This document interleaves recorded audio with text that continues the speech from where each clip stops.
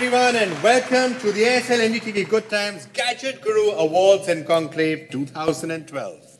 Where this time we've said goodbye to good gadgets. If you're not great, we have no space for you this year. So only great gadgets, and this time we've also got this conclave where we're going to be having special panel discussions and also master classes from a range of subjects. Yes, an epic day is what we have planned for you from, like Vikram said, master classes where experts and gurus will take you through every question you've had about technology, to debates and discussions that are happening here, and of course then the final awards. And the grand finale, the awards where we get to know which were the best gadgets of 2011. All of that coming up for you today. But for the moment, I'm going to leave you to it. I'm going to set off, and you have a very special panel discussion right now.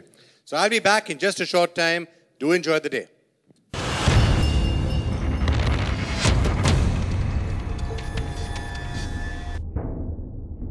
It's time to get started off with the first session, and this is not a discussion, this is a debate, but not from your grandfather's time. This is no fuddy-duddy debate, this is hardcore. And the question we are asking today, and we have a split panel, the question is state-of-the-art new technology taking away our classic old human emotions? Is it killing human emotion? Let's get started with what we believe is the first part of this entire question. Today, we call it snail mail. Years ago, it was a miracle. Regular mail brought to you by the postman was truly wondrous. You actually used paper and ink and wrote by hand. From the stamp to the envelope, the texture of the paper, the flow of the handwriting, there was a romance and a value to it. It just took days and sometimes months to get to you. Today, it takes less than a second, all thanks to email, SMS, IM and BBM. More than 1 billion people use it. It's instantaneous, it's like magic, and you can reach out to anyone, anywhere in the world. Yet, new terms like 10,000 unread emails, virus and security, spam and phishing, intrusive IM, people messaging in the middle of dinner, people complaining about never being able to shut off, the compulsion of replying instantly to instant messages. Did we really move forward or go 10 giant steps backwards? A huge, heavy, clunky black phone instrument that looked more like a weapon. The entry of this instrument into your house was greeted with a puja ceremony and a horde of envious neighbors. It had a rotary dial that took most of the muscles in your arm to dial out and gave birth to the legend, "Sorry, wrong number."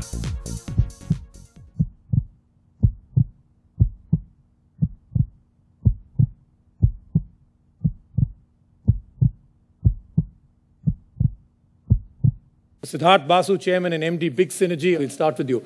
Is technology taking us forward, or are we getting completely killed? The emotional factor is dying, but we're all saying, never mind, my life is a little better. The risk with communications being as instant as it is of addiction is very important to addiction, and which is a real problem. And I think everybody recognizes that such. All the research is pointing in that direction. So in the sense of the priorities and what is going on there, or with young people, or with being just people being able to relate in relationships, how is this affecting us? For us, I think for the human animal, in every situation, they need to evolve emotionally, morally, in every sense to be able to keep abreast with this rapid rate of change, which is faster than anything we've ever seen so far. Absolutely. Great. Right next to him, of course, with us is Mr. Anupam Vasudev, CMO, Aircel. So while Aircel is doing really very well, one top company now in India, surging forward, do you believe sometimes when you're at a party or somewhere else, you get this little thing where people come up and say, you know, this is really ruining my life, I'm addicted to it, or my wife is, or my son is. Do you get that often? People tend to believe that they are now connected all the time, and it works for them in that sense. Now, some people, of course, will believe that my life is intruded upon all the time, but it's a question of how you use it. Right next to us, of course, is Mr. Kunal Bajaj, Director for Analysys Mason. And once again, on the fence, technology overriding every part. Forget the career and the big bucks that you're paid for the consultancy. Tell us the truth. You've got to learn how to control it, how to interact with it. Obviously we'll talk a lot more about it, but certainly not on the fence, clearly in favor of technology progression. Okay, fantastic. Right next to him, Mr. Luke Kenny, actor, musician, TV and theater personality. No guitar? Well, I'm waiting for the app. Okay, there is an app for that? That's what you're saying? Okay. There is. Again, going to the world of music, at one time we all were in that situation where music was a shared experience. We'd have 5 friends over, a dedicated audio listening room, and we'd all sit and enjoy it. Today it's all, which is the best headphone that can separate me from the rest of the world. I need to be on my own. Which camp do you think is moving faster?